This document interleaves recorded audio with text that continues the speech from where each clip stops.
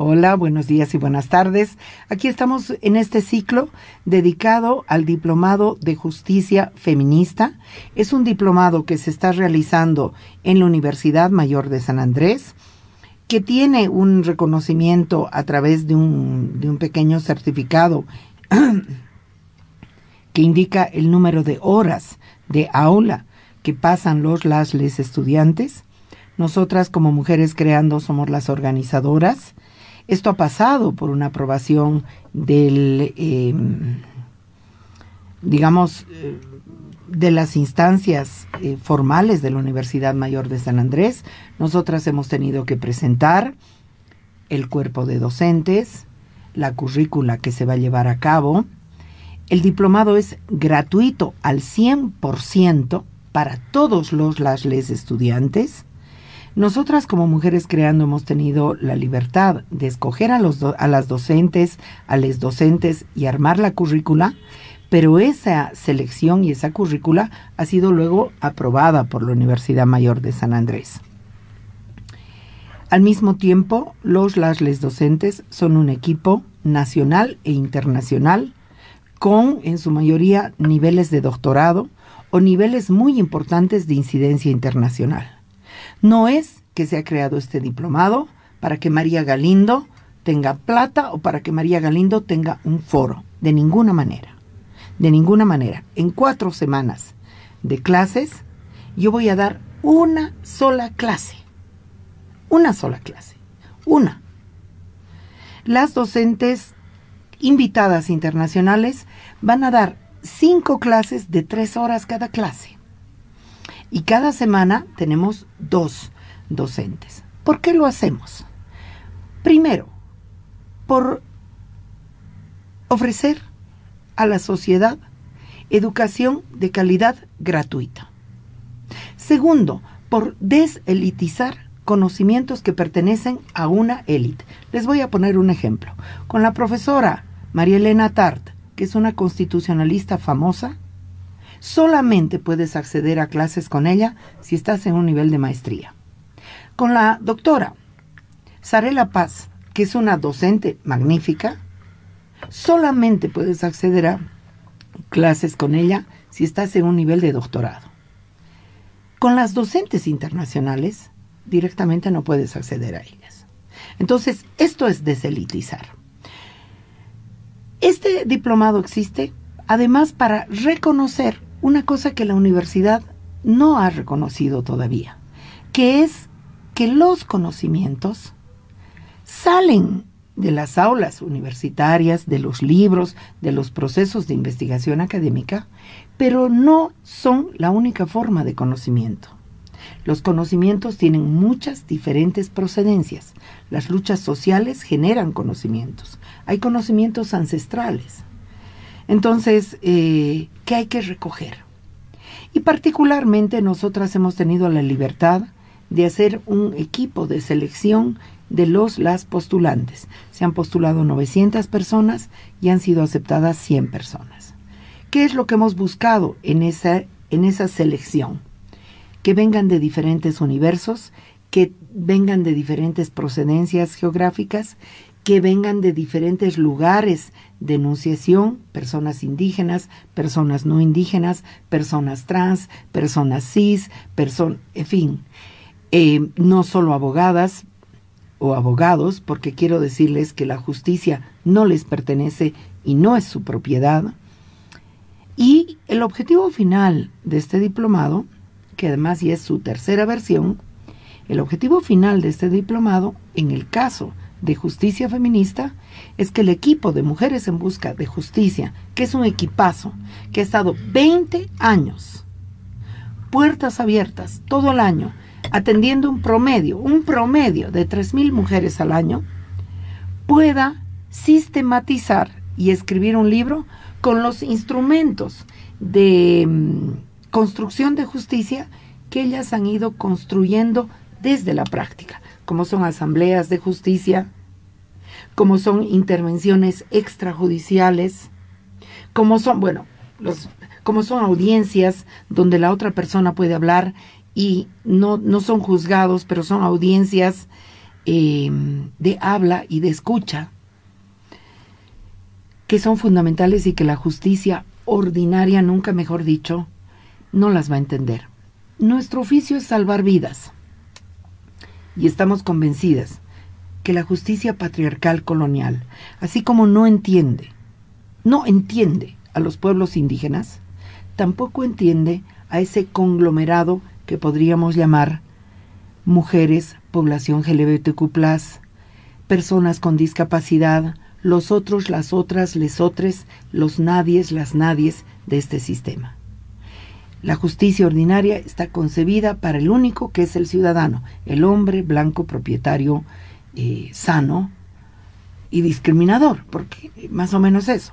Entonces, con esa introducción, quiero dar paso a una entrevista extraordinaria con Lucía Shiloj, que viene desde Guatemala. Bienvenida, hermana, muchas gracias por estar aquí y gracias por tu paciencia de escucharme la introducción.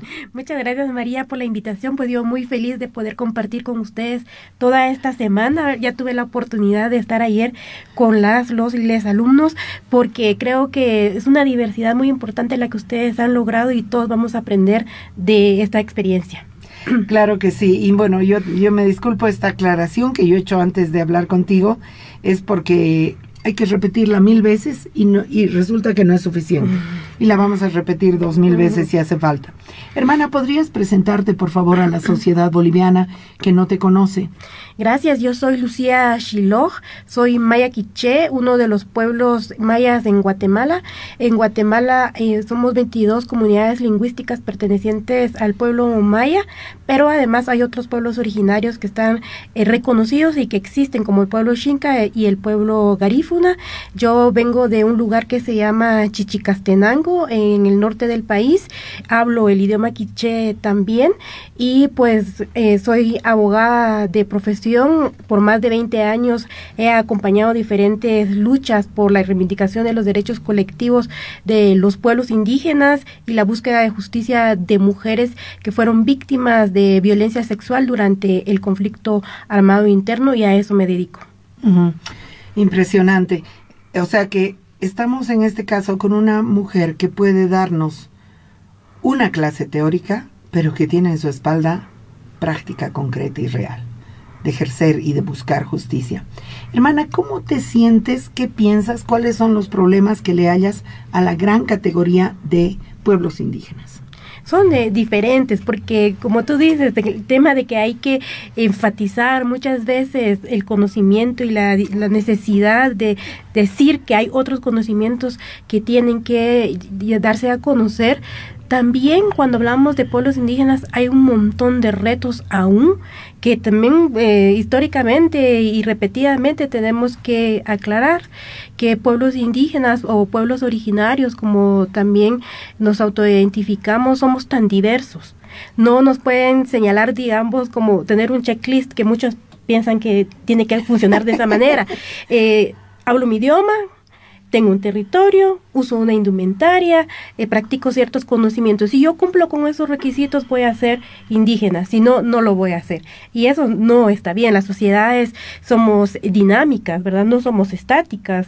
El hecho de que podamos interactuar con otras sociedades también hace que en algún momento cambiemos, ¿verdad? En Guatemala, por ejemplo, hasta se nos cuestiona si las mujeres indígenas podemos usar un celular, por ejemplo. Entonces, esas situaciones no tenemos que cumplir ciertos criterios. Lo importante es la autoidentificación y cómo yo me siento incluida en una colectividad. Eso es lo más importante para poder decir yo soy indígena y para poder decir es una comunidad indígena, pero no se trata de cumplir ciertos requisitos que muchas veces son impuestos y que se utilizan para justificar y incumplir derechos. Por ejemplo, el tema de la consulta en Guatemala. Y dice, bueno, no vamos a llevar la consulta. La consulta es un principio que ha surgido, que es un principio fundamental en los pueblos indígenas, en donde todo se consulta. Se consulta, por ejemplo, ¿cuál es la mejor fecha para poder realizar una boda, por ejemplo? ¿Cuál es la mejor fecha para realizar una asamblea comunitaria donde vamos a decidir algo muy importante? Todo se consulta. ¿Y la consulta es exactamente igual que el referéndum?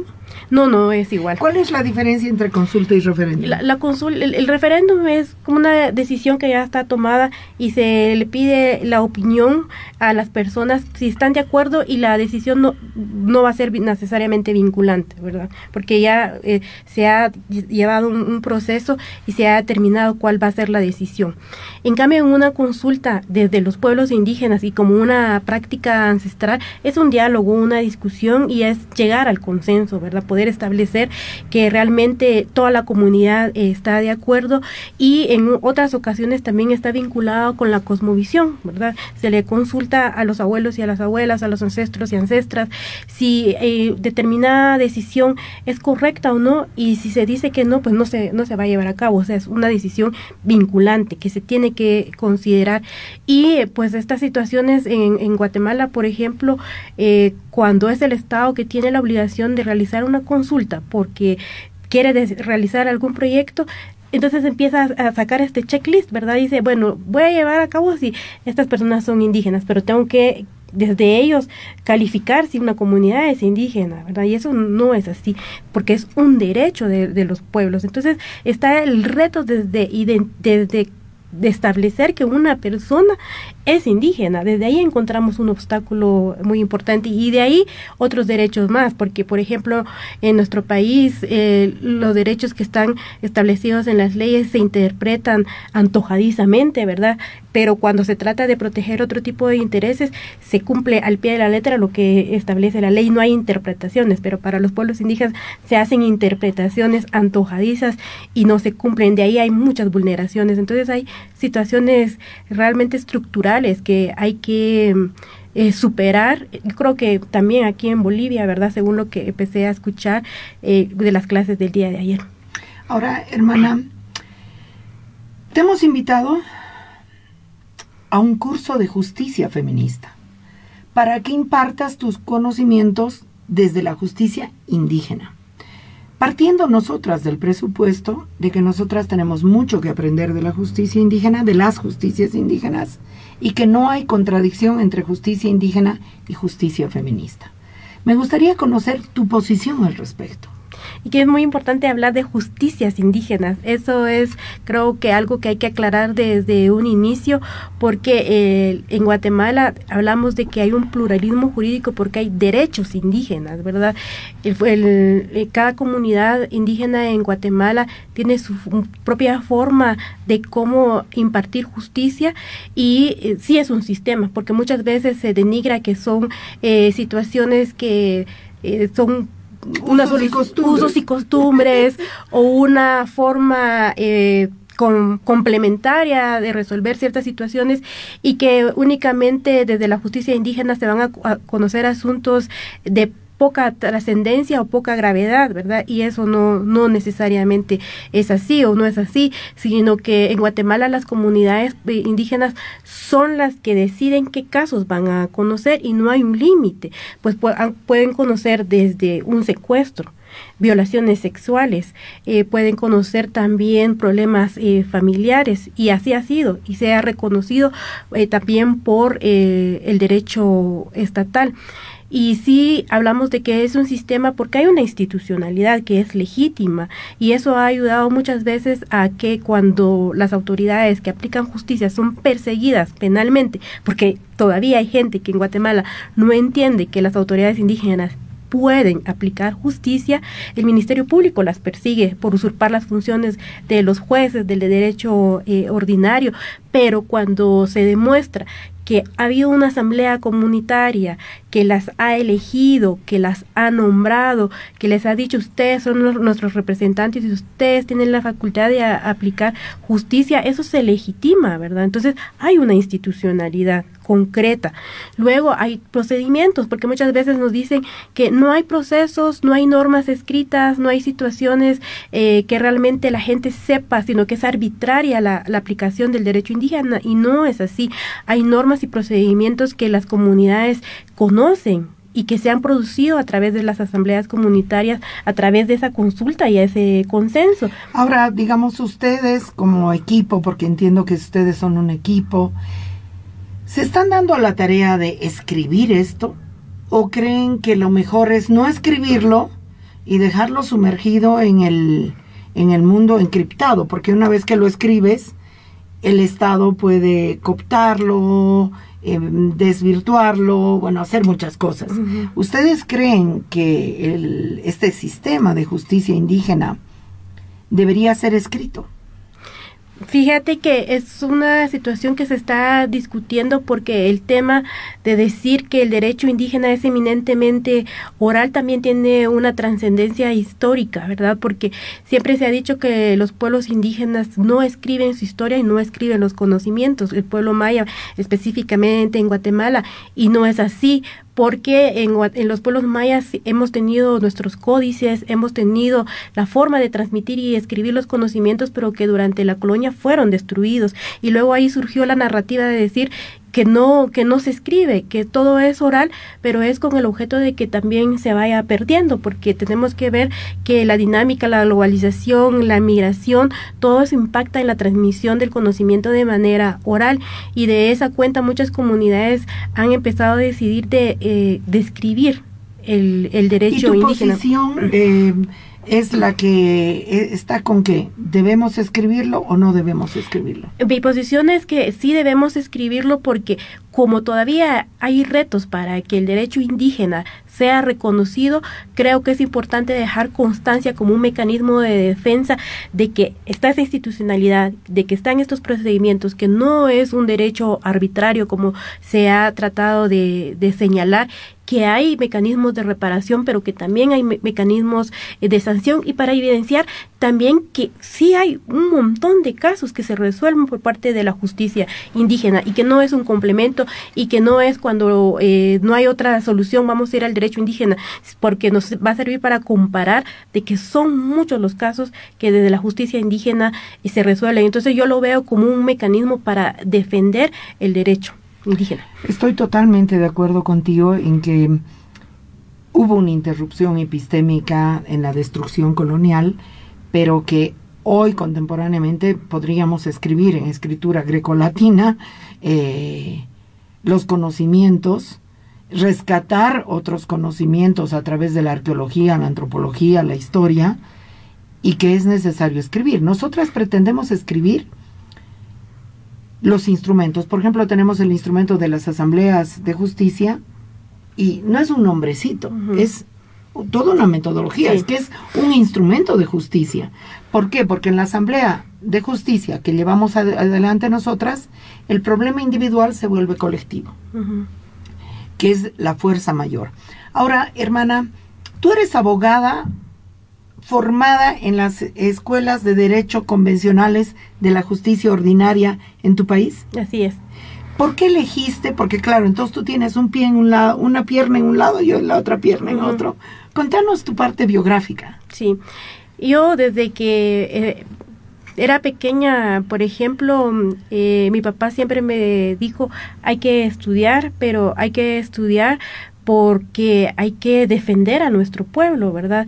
Y yo siempre viví como en un tema de contradicción por el tema del racismo tan fuerte que existe en Guatemala, porque para mi papá, por ejemplo, tenía la conciencia de que tenía que estudiar para ayudar al pueblo, pero tenía que dejar de hacer muchas cosas, por ejemplo, no hablar mi idioma y tratar de hablar lo mejor posible el español. Y yo ahora lo comprendo que era como un mecanismo también de defensa, ¿verdad?, por el tema de la discriminación, pero por el otro lado tenía a mi mamá que era como no, hay que hablar el idioma, hay que utilizar la indumentaria, hay que mantener los conocimientos, pero también hay que estudiar. Entonces creo que esas dos formas de pensar y de crearme me ayudaron, y para mí no había otra opción que estudiar e ir a la universidad. Y realmente, ¿por qué llegué a estudiar Derecho? No es porque desde pequeña yo lo haya querido hacer, sino que fue la carrera que me daba la oportunidad de poder estudiar y trabajar a la vez, ¿verdad? No, y finalmente lo encontré como una herramienta después de hacer eso que mi papá me había dicho cuando era pequeña, de apoyar. Y en las universidades en Guatemala, por ejemplo, nos enseñan que nos tenemos que dedicar mucho al tema penal, porque ahí es en donde económicamente uno puede ganar, ¿verdad? Y entonces, más que aplicar el derecho, los derechos humanos, ayudar a las personas, era más bien cómo mejorar el estatus económico de la persona de manera individual. A eso es lo que le enseñan. Entonces, definitivamente yo decía como que eso no va conmigo. Y posteriormente, pues yo creo que por mi convicción, por la naturaleza, me fui acercando a algunos movimientos de organizaciones de pueblos indígenas, y el primer caso que yo acompañé fue la criminalización de varias personas por proyectos mineros, y fue una situación muy dolorosa porque las personas decían: nosotros habíamos confiado que este proyecto nos iba a dar trabajo, y cuando fuimos y les preguntamos cuándo nos iban a dar el trabajo que nos habían ofrecido, nos dijeron: ustedes no sirven para nada, nosotros aquí necesitamos ingenieros, ustedes no nos pueden aportar nada. Y eran personas ya bastante mayores que se ponían a llorar cuando expresaban esa situación, y luego la empresa pues los acusó de varios delitos. Y la criminalización en Guatemala ha sido muy fuerte contra las autoridades indígenas, sobre todo, y ahí es donde yo me involucro en el derecho indígena, ¿verdad?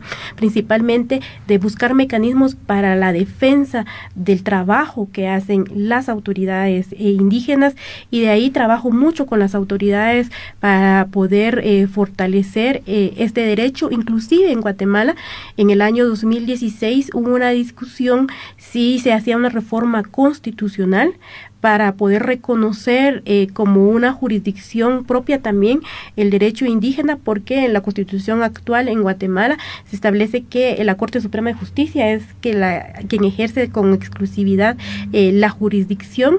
Sin embargo, pues los sectores económicos de derecha en Guatemala se opusieron a tales reformas.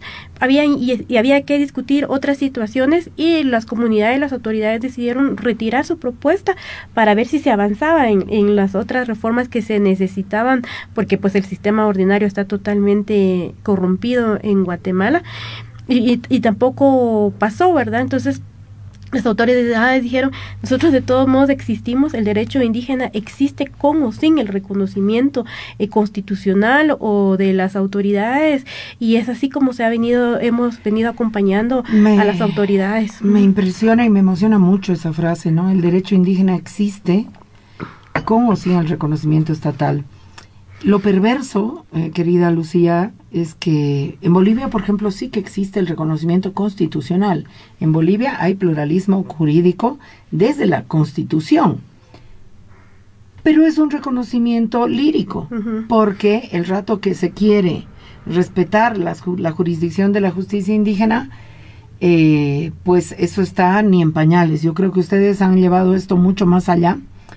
Ahora, yo quiero comentarte esto, que seguramente en la clase saldrá. Por si acaso, nosotras, entre las estudiantes, tenemos varias compañeras que están formando parte de estructuras de justicia indígena en sus lugares de pertenencia, y que quieren desarrollar eso. Entonces, esta clase les va a servir realmente como gasolina imprescindible.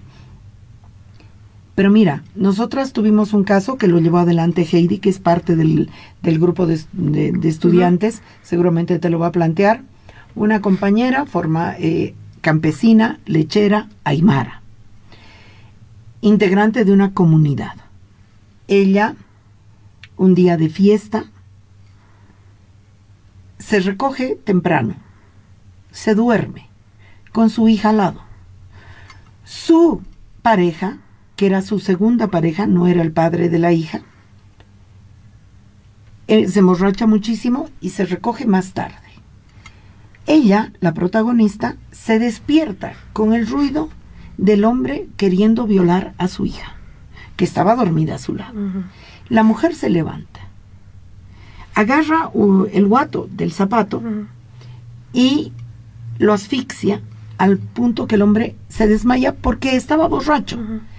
Ella lo saca del cuarto, lo sube en una carretilla y lo aleja de la casa. Estamos hablando de una casa en medio del altiplano, donde no hay señal de celular y tampoco hay a quién llamar y tampoco hay policía. La mujer alejó al hombre de la casa para regresar a continuar descansando. ¿Qué pasa esa noche? Esa noche hay helada y el hombre muere de hipotermia. Sin duda ninguna, la comunidad, en lugar de juzgarla, llama a la policía, la arrestan, la mujer aymara parlante va a parar a la cárcel de mujeres y la hija se queda sola en la casa. Nosotras conocemos a la mujer en la cárcel, porque si no, no hubiéramos llegado a ella, ni ella a nosotras. Nosotras la conocemos en la cárcel por otras presas que nos indican que ésta está indefensa, en una crisis emocional total, porque no podía ni explicarse. Averiguados los hechos, había una empresa que les compra la leche a todos y resulta que los comunarios indican que no se le compre leche a la hija, porque la hija se queda a cargo de las vacas, porque su madre era una asesina. Entonces, bueno, nosotras asumimos el caso de la compañera y quisimos defenderla por legítima defensa. Ningún tribunal nos aceptó nada. El Tribunal de Justicia Ordinaria del Pueblo, donde fuimos a parar, estaba digitado por las autoridades de la comunidad que lo que querían era quitarle su tierra y que por eso le hacen todo esto. Entonces nosotras nos buscamos pues un tribunal urbano para indicar todo lo que se había vulnerado en ella. Logramos el arresto domiciliario hasta que se resuelva y le proponemos a la compañera que no vuelva a su comunidad porque corre riesgo su vida. La respuesta de la compañera fue muy contundente. Nos dijo, si no puedo ordeñar mis vacas, cuidar mis animales y vivir en mi tierra, estoy presa igual. Si ustedes me ponen aquí donde me pongan, yo voy a ser prisionera de ustedes. Así que yo exijo volver. Bueno, volvimos a la comunidad con ella, compañeras aymara hablantes del movimiento, que hay muchas. Le explicaron muy amenazantemente a la comunidad. La tocan a ella. Aquí están los papeles, que eran los papeles de la justicia ordinaria. La tocan a ella y se van a encontrar con nosotras, muy amenazantes. Igual la mujer se quedó presa del miedo. No dormía en su casa por muchos meses, sino que salía, o sea, estaba en su terreno, ordeñaba su leche, vendía su leche a la empresa, pero de noche se iba a refugiar donde otra persona. Nosotras llegamos a entender que las autoridades de la comunidad incluso ya no solamente era la sed por la tierra, sino que esa mujer podría representar un mal ejemplo para el resto de mujeres. Entonces, claro, la descripción de este caso, que lo hemos vivido, no es mentira, no es una leyenda. Es justamente la propaganda que se hace sobre la justicia indígena originaria, que es injusta, que no sé qué. Me gustaría, obviamente, tú no estás viendo los hechos, te pido que me creas. Heidi, que es tu alumna, ella ha representado y para nosotras ha sido un hecho muy importante. ¿Qué hacemos? ¿Cómo intervenir esas cuestiones? ¿Y qué piensas tú de eso? Y seguramente lo has visto suceder en Guatemala también. Yo siempre digo que no hay que romantizar el derecho indígena también, ¿verdad? Porque realmente desde otras perspectivas se ha tratado de señalar que todo es ideal y lamentablemente todos los sistemas de justicia ordinarios o indígenas tienen ventajas y tienen desventajas y hay cosas que hay que mejorar porque finalmente pues aunque no debería de ser de incidir digamos nuestras ideas, nuestras ideologías en el sistema de justicia sí se da, ¿verdad? Y en este caso lamentablemente en el derecho indígena también ha habido un rompimiento desde la época colonial con el tema del machismo. Si vemos la historia del derecho indígena en Guatemala, desde un inicio siempre ha habido participación de las mujeres, pero con el tema del genocidio que ocurrió durante la conquista y todas las violencias que han ocurrido, pues las mujeres siempre han tenido que pagar lo más fuerte, ¿verdad? Y entonces poco a poco han perdido como esa fuerza dentro de los sistemas de toma de decisión, dentro de los sistemas de justicia, y creo que hay que revisar las actuaciones también de las autoridades, y en Guatemala muchas autoridades afortunadamente están en ese proceso, ¿verdad? No podemos negar que en el caso de las mujeres sí han habido resoluciones injustas, porque por ejemplo hay casos en donde se le paga a los papás una situación económica cuando se trata de una violencia sexual, y se le paga a los papás y la víctima es la hija, por ejemplo. Eso no es justo, ¿verdad? Pero sí se está haciendo un proceso de revisión que me parece muy interesante, impulsado desde las mujeres indígenas también, una reflexión para que las mujeres estén en esos puestos de toma de decisión del sistema de justicia, y también educar y tener procesos formativos con las autoridades indígenas. Por ejemplo, hay un caso muy interesante de una autoridad que hizo un censo en su comunidad y en varias comunidades del departamento de Totonicapán, que es un departamento donde funciona fuertemente el derecho indígena, y hizo un censo de cuánta violencia había en contra de las mujeres en las comunidades, y se los presentó a las otras autoridades y ellos no lo podían creer, que eran índices altos. Ellos mismos iniciaron un proceso de concientización para denunciar, para resolver los casos de una mejor manera y disminuir esas situaciones, y sí disminuyó, pero fue desde las propias autoridades también que se hizo esa reflexión. Entonces creo que estamos en constante aprendizaje, y seguramente esa situación que tú cuentas, que no dudo que así sea, sí necesita un proceso de concientización, de formación, tanto de los hombres como de las mujeres de la comunidad, y no solo ahí, ¿verdad?, sino que en muchos lugares del país. No, en la justicia ordinaria nosotras hemos tenido muchísimas veces casos en que la propia sociedad civil alrededor del caso hace una sentencia muy dura sobre la mujer, sobre una víctima. Es decir, esto no es un problema de los pueblos indígenas. Este no es un problema de los pueblos indígenas. Este es un problema generalizado de una sociedad patriarcal que la justicia indígena no resuelve.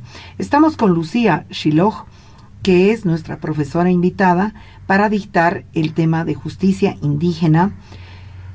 En el diplomado tenemos 2 profesoras que van a dictar justicia indígena. La diferencia entre Lucía Shiloj y Zarela Paz es que Zarela Paz es una académica no indígena que va a dictar con mucha legitimidad, por supuesto, nosotras no le cuestionamos, pero es una legitimidad diferente que hablar desde dentro, desde la primera persona, ¿no? Tú actúas como abogada, actúas como juez. ¿Qué lugar exactamente ocupas al interior del sistema de justicia indígena? Yo trabajo como acompañante, porque en Guatemala, para poder ser autoridad indígena, pues hay que empezar desde lo más básico, ¿verdad? Siendo comité de escuela, por ejemplo, comité de agua, comité de caminos, luego se llega a ser parte del tema de protección de los bosques, hasta llegar a lo más alto, que sería la representación y la aplicación del derecho indígena. Eso es un largo camino. Y además hay que permanecer allí. Hay que permanecer ahí. En la comunidad. Y hay que permanecer en la comunidad. Inclusive podría en algún momento no estar ahí, pero es una cuestión un poco más complicada. Entonces necesita muchos años para poder llegar a esos puestos, porque necesita pues la experiencia. Yo les comentaba ayer en la escuela que las asambleas comunitarias participan niños y niñas, y por eso es que después vemos cómo es muy fácil cuando se llega ya a ser la autoridad indígena, la representación de la comunidad, saber cómo funciona, porque desde niños y niñas se está participando, claro, se está como cuando viendo. hacemos pan ahí siendo Exactamente. niños, Entonces, es muy fácil políticamente defender a la comunidad, se sabe cómo es la dinámica, las autoridades, por ejemplo, como no es igual que en el sistema oficial que hay un horario para atender a las personas. Cuando se es autoridad, por eso es que son niños muy cortos, 1 año o 2 años máximo se puede ser autoridad indígena, no es un cargo vitalicio o que implique muchos años, porque es una carga muy fuerte.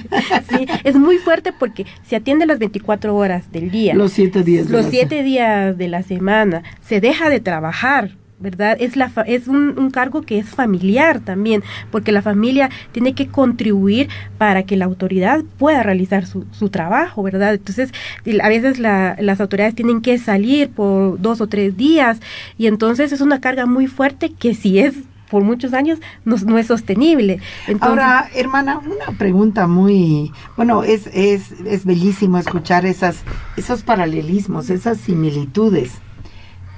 Aquí tenemos una palabra que se llama chulla, que es la mujer sin pareja. uh-huh.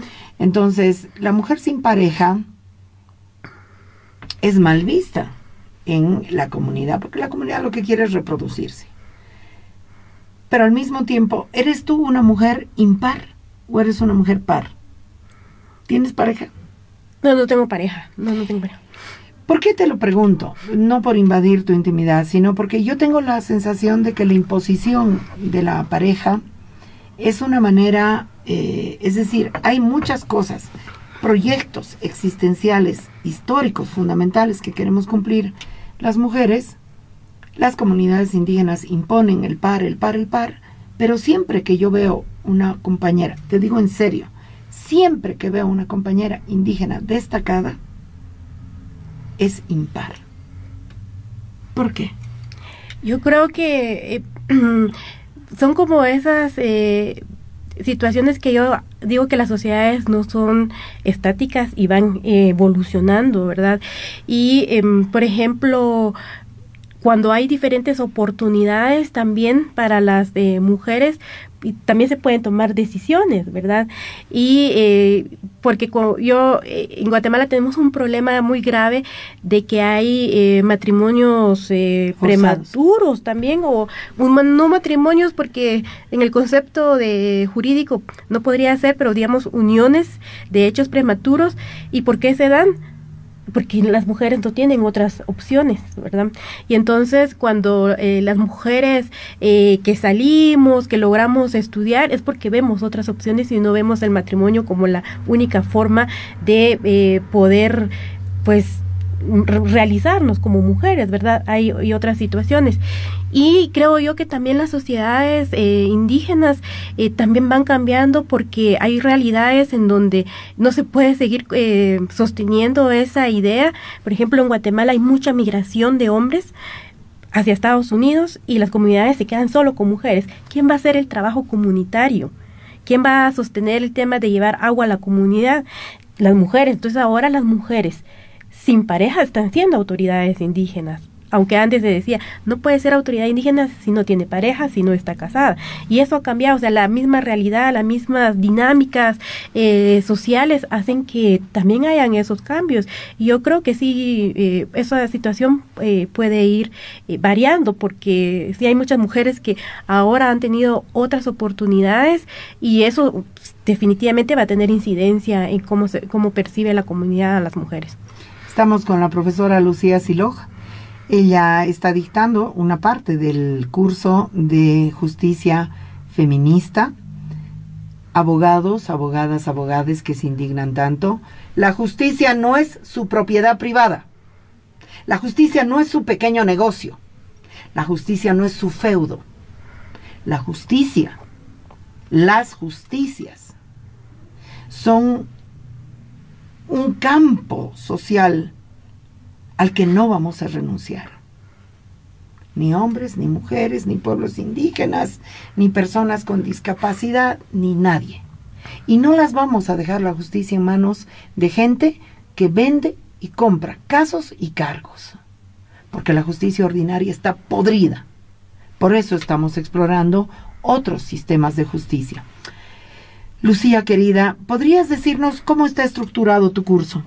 Sí, yo hablo primero para que la gente que no conoce mucho de Guatemala pues tenga un antecedente histórico de cómo ha sido la relación de los pueblos indígenas con el Estado, porque muchas veces se justifica que los pueblos indígenas viven en pobreza o con desconocimiento de la realidad porque quieren, y no es así, sino que el Estado se ha construido justamente para poder subordinar a los pueblos indígenas y mantener un poder económico, político sobre las comunidades. Entonces, hago primero una introducción de ese recorrido histórico de la legislación que se ha creado también para despojar a las comunidades de su tierra y territorio, porque para poder aplicar justicia también necesitamos de una tierra y territorio.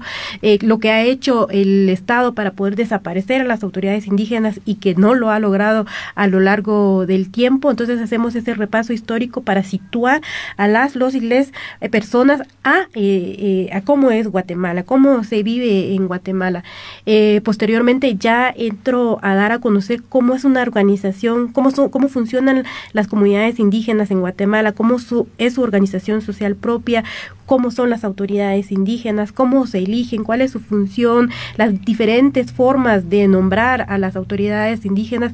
Después hay un módulo, una parte concreta de la participación de las mujeres en estos espacios y en el acceso a la justicia ordinaria también, para que veamos el paralelismo de cómo resuelven las autoridades indígenas casos de mujeres y cómo se resuelve en el sistema de justicia.